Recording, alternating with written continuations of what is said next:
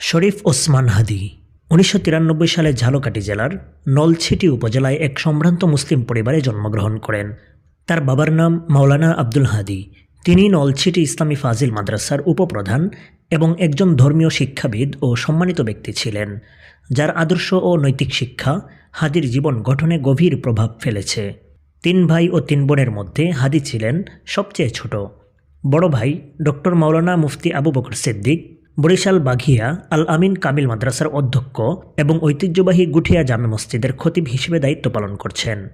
ওসমান হাদী এক ছেলে সন্তানের জনক। তার স্ত্রী একজন ধার্মিক ও সম্ভ্রান্ত পরিবারের মেয়ে। জুলাই বিপ্লবের সময় শরীফ ওসমান হাদীর স্ত্রী যখন অন্তঃসত্ত্বা, তখনই অভ্যুত্থানে ঝাঁপিয়ে পড়েছিলেন হাদী। তার এত বড় বিপ্লবী হয়ে ওঠার পেছনে তার স্ত্রীর অবদানও কম নয়। মৃত্যুর সাথে পাঞ্জালরা ওসমান হাদীর স্ত্রীকে কেউ কোথাও না দেখে অনেকেই প্রশ্ন তুলেছিলেন, কেন তার স্ত্রী ক্যামেরার সামনে আসছেন না।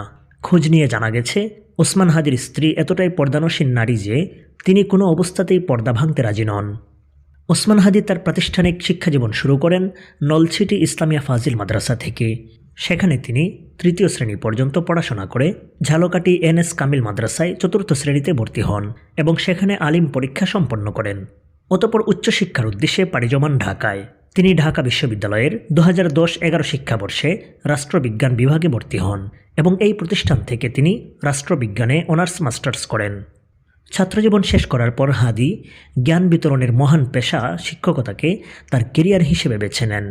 কর্মজীবনের শুরুতে তিনি একটি স্বনামধন্য কোচিং সেন্টারে শিক্ষকতা করেন, যেখানে তিনি শিক্ষার্থীদের মাঝে বেশ জনপ্রিয়তা অর্জন করেন। এরপর তিনি একটি বেসরকারি বিশ্ববিদ্যালয়ে শিক্ষক হিসেবে যোগ দেন। অতঃপর ২০২৪ সালের জুলাই-আগস্টে স্বৈরাচার বিরোধী গণ অভ্যুত্থানে ছাত্র জনতার কাতারে সম্মুখ সারিতে থেকে লড়াই করেন। স্বৈরাচারের বিদায়ের পর শরীফ ওসমান হাদীর হাতে গড়ে ওঠে সাংস্কৃতিক ও রাজনৈতিক প্ল্যাটফর্ম ইনকিলাব মঞ্চ।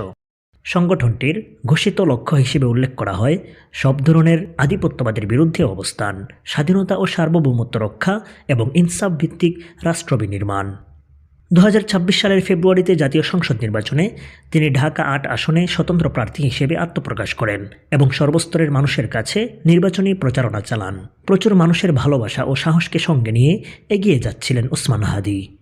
অতঃপর ১২ই ডিসেম্বর শুক্রবার রাজধানীর পুরানা পল্টন এলাকায় চলন্ত মোটরসাইকেল থেকে দুর্বৃত্তরা রিকশায় থাকা ওসমান হাদীকে গুলি করে।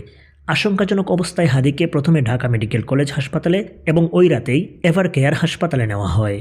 পরে ১৫ই ডিসেম্বর সোমবার উন্নত চিকিৎসার জন্য সিঙ্গাপুরে নেওয়া হয় এবং সেখানে চিকিৎসাধীন অবস্থায় ১৮ই ডিসেম্বর ২০২৫ শুক্রবার তিনি এই পৃথিবী ত্যাগ করেন।